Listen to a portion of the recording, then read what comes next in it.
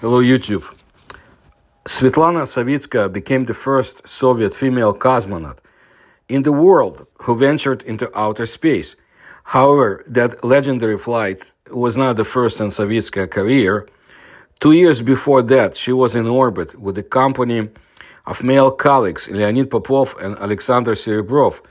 While some are still sure that Savitskaya had an intimate relationship with one of them. What I do want to remind you is that in my lectures, videos, and so forth, I often mention the very unusual, to put it mildly, encounter in outer space between Soviet cosmonauts and angelic-like beings that came from nowhere. It was a tremendous experience. And some people are in awe of what had happened. And you can find it in my videos about Soviet space exploration and paranormal phenomena. But about this cosmonaut, in general, Svetlana Savitskaya has been connected with the heavens or celestial orbit since birth. The fact is that her father was the hero of the Soviet Union, Air Marshal Yevgeny Savitsky, and Svetlana's mother was a pilot during the war.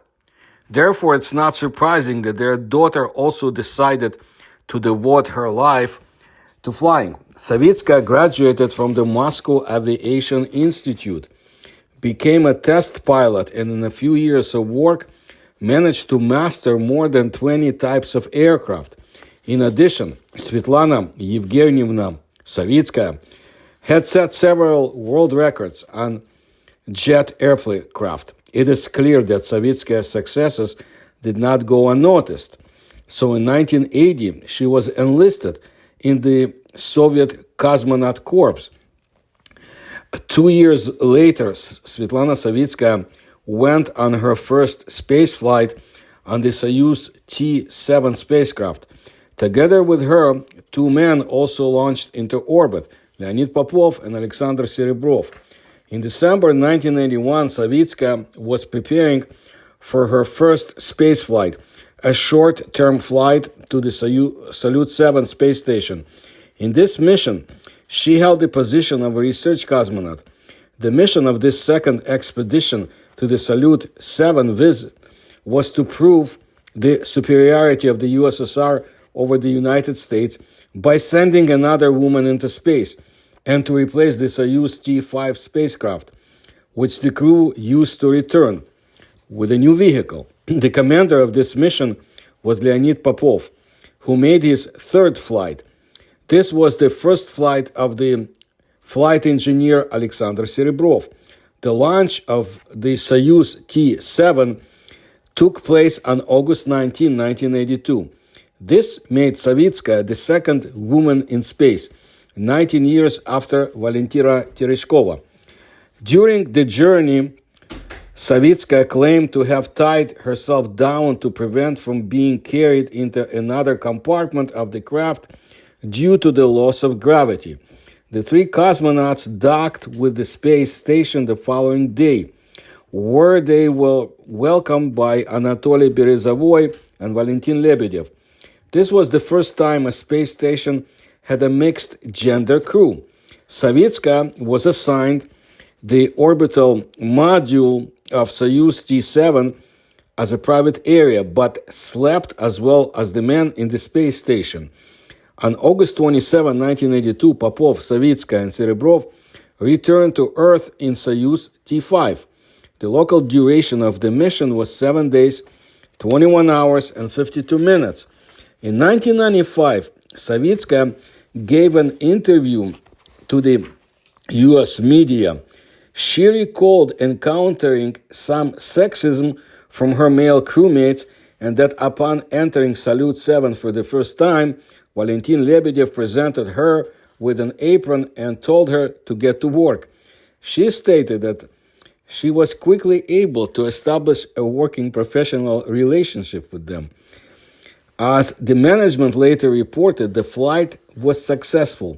It's just that rumors immediately appeared among the people of the country that the mission actually failed because its main goal was conception in zero gravity.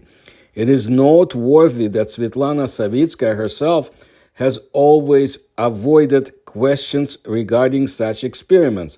However, Mylène Bartot, an employee of the French publication Le Figaro, with reference to the scientific portal, reports that back in the same 1982, representatives of the USSR Space Agency confessed to carrying out an attempt to conceive in space. However, the journalists of Le Figaro did not indicate who exactly, Popov or Serebrov, was Savitskaya's partner in this undertaking. Meanwhile, the information published in a French magazine was confirmed by German astronaut Ulrich Walter. In his interview with the German edition of Focus, Walter told that foreign cosmonauts were never forbidden to have sex on spaceships, but none of them took advantage of this opportunity. According to Ulrich Walter, for the first time, Svetlana Savitskaya carried out intimate relationship in zero gravity with one of her colleagues. Walter allegedly learned about this from a doctor who monitored the health of the members of the Soviet cosmonaut team. However, the experiment involving Svetlana Savitskaya, according to Ulrich Walter, was unsuccessful, although it is worth noting that Soviet citizens held a different opinion. So according to the author of the book, A Woman in Power by Nelly Gorislavskaya, many believe that Savitskaya's son Konstantin was conceived in orbit. No one was confused even by the fact that the child was born 4 years after Svetlana Savitskaya's first flight and 13 months later after the second. The culprit of such rumors, according to Gorislavskaya, was cosmonaut Alexei Leonov. Once during one of his interviews, Leonov inadvertently told about how he chose the fabric for a blouse for Savitskaya. Svetlana secretly carried a blue chiffon outfit to the ship and then suddenly appeared in it in front of male colleagues. Some decided that if Savitskaya tried to please, then love in weightlessness cannot be excluded. Meanwhile, all this is just speculation.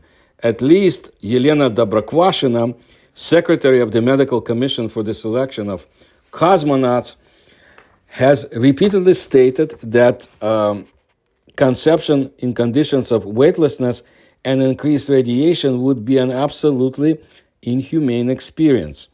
It is for this reason that no one has ever conducted such experiments on people. Well, the Soviet Union has generously awarded its 53rd cosmonaut. Svetlana Savitskaya is decorated with 2 gold stars of the Hero of the Soviet Union. In addition, she has a lot of other awards, but this, according to Savitskaya herself, is not a recognition of her exclusivity, but simply the result of painstaking work. She is prominent in Russian parliament nowadays, and this is what I wanted to let you know. There are so many interesting angles about the Soviet space program, and I will be bringing you more information because some is even being surfaced nowadays, even so many years after the end of the Soviet Union. And of course, it impacts not only the Soviet program, but the one of the United States too. So it's very interesting. And I appreciate your attention to my work. If you can support me, you will find the information on how to do it in the description to this video. Please like my videos, please subscribe to my channel and tell others.